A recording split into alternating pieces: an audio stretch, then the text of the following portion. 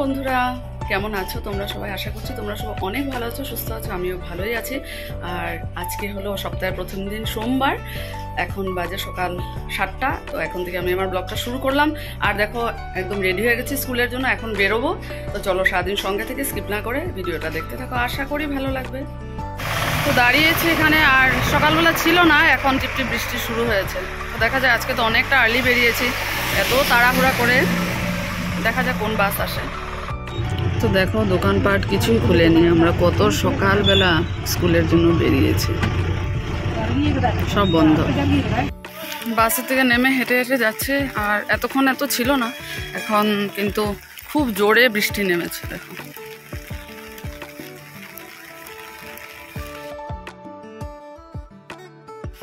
কি যে বৃষ্টি শুরু হয়েছে না, কি বলবো। এতক্ষণ এত বৃষ্টি ছিল না। বাস থেকে নামলাম আর প্রচন্ড জোরে বৃষ্টি পড়ছে। তো চলো, স্কুল পেয়েই যাবো, হেঁটে হেঁটে যাচ্ছি। আবার স্কুল ছুটি পর তোমাদের সাথে কথা হবে, ততক্ষণের জন্য টাটা। যাচ্ছি, এখন বৃষ্টি নেই, কিন্তু স্কুল থেকে বেরিয়েছি।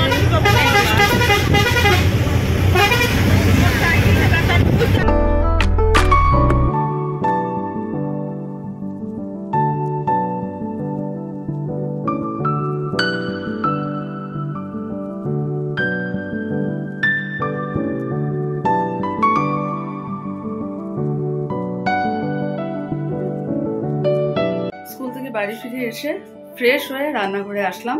তো ছেলে ভাত নামিয়ে রেখেছে, ভাত হয়ে গেছে। আর আমি এখন বাঁধাকপি পাতলা করে কেটেছি, আলু দিয়ে বড়া করবো। অনেক দিন হয়নি, তো যখন তাড়াতাড়ি চলে এসেছি। আর অমিতাভ স্কুল থেকে স্কুলের বাচ্চা ছেড়ে অঙ্কিতাকে আনতে যাচ্ছে। অঙ্কিতার আজকে ট্রেনিং ছিল ডিগবয়, তো একবারে নিয়ে আসছে। তো একই সাথে লাঞ্চ করবো, তাই ভাবলাম না বড়াটা এখন করিয়ে নিই, করে নিতে অমিতাভ চলে আসবে। আর এদিকে মসুর ডাল ভিজিয়ে রেখেছি, এখনই চিন্তা করতে হবে যে কাল কি রান্না হবে। তো মসুর ডালটা ভিজিয়ে রাখলাম, সন্ধ্যার সময় ডালটা বানিয়ে নেব। তো চলো বাঁধাকপির বড়াটা বানাই, ততক্ষণ অমিতাভ চলে আসবে। শুভ সন্ধ্যা বন্ধুরা। আর এই দেখো, চা বানানো হয়েছে। সন্ধ্যার সময় আমরা সবাই অল্প অল্প করেই খাই। আর এদিকে দেখো, পেটিস এনেছে অমিতাভ ডিগবয় থেকে। আজকে সন্ধ্যার চার সাথে স্পেশাল পেটিস। চলো চাটা খেয়ে নিই।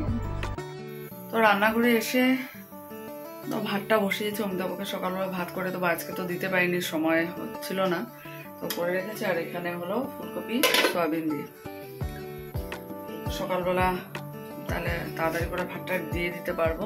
আর আজকেও আবার আমরা কেউ ডিনার করব না, কারণ বৌদির বাড়িতে বৌদির জন্মদিনের ছোট একটা আয়োজন করেছিল।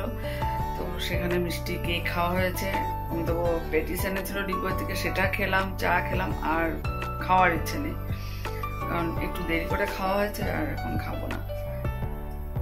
এটা শেষ করে তারপরে দাঁত ব্রাশ করতে চলো।